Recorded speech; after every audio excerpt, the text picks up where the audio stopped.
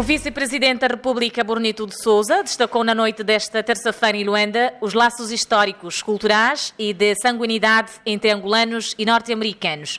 O governante, que falava à imprensa no final de um espetáculo musical que juntou a companhia Step África e o ballet tradicional Quilanduquilo, apontou o facto de a Fundação dos Estados Unidos ter contado com a participação de angolanos levados na primeira colónia inglesa.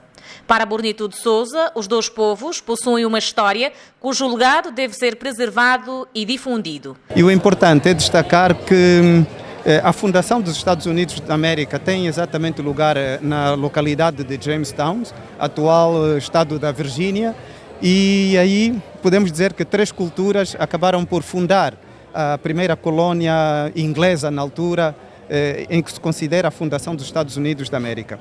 E essas três culturas, ou esses três povos, são naturalmente os ingleses, os índios americanos, Powhatan, de que conhecemos muito a história de Pocahontas, e o terceiro elo dessa formação são exatamente os angolanos, especialmente do reino do Ndongo, né?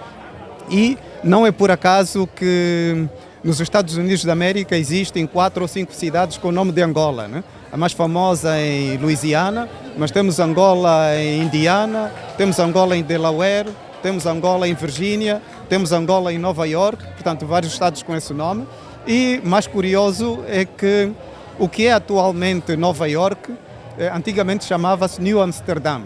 Portanto, essa relação Amsterdam tem relação com a Holanda. Quando os holandeses ocuparam a Angola, os portugueses, por 7 anos, levaram angolanos e algumas dessas terras pertenciam, do que é atualmente Nova York, pertenciam também aos angolanos. Portanto, há uma ligação muito estreita. Há um seriado que foi feito pelo canal History que se chama America, The Story of Us, que retrata estes factos, a presença dos angolanos na fundação dos Estados Unidos da América, e estão retratados num livro prefaciado pelo presidente Obama. Portanto, vivemos um momento muito interessante e eu quero agradecer a todos os que permitiram esse momento. Destacou o facto do Presidente da República, João Lourenço, ter criado uma comissão para a comemoração dos 400 anos de presença de angolanos nos Estados Unidos da América. Por seu turno, a embaixadora dos Estados Unidos em Angola, Nina Maria Fitt, caracterizou de fortes os laços culturais entre os dois países.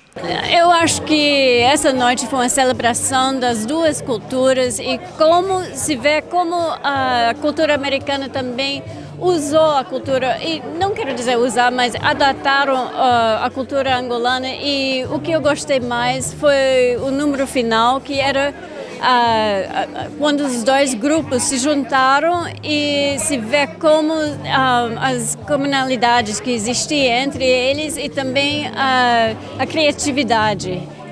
Destacou o facto de haver traços de cultura angolana enraizados na cultura norte-americana, particularizando a vertente da dança. Também da dança, também das artes. Então, e como o vice-presidente disse, que tem, eu acho que mais de 5 cidades nos Estados Unidos chamadas Angola. Então, se vê como Angola permaneceu na cultura americana. Relativamente à digressão da companhia Step África, a diplomata considerou uma mais-valia por ajudar a cimentar o intercâmbio e a troca de experiências entre angolanos e norte-americanos na vertente cultural. Durante os 10 dias de digressão, o grupo mostrou em palco a força e o valor da música e da dança sapateadas.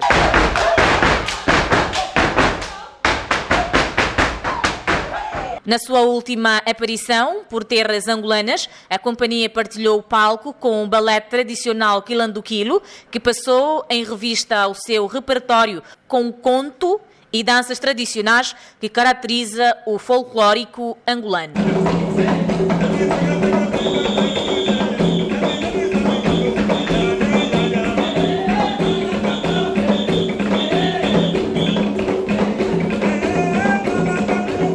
Ao longo da sua estadia, o grupo aproveitou também para ações de troca de experiência e intercâmbio cultural com os grupos homólogos, estudantes e especialistas de dança em Angola.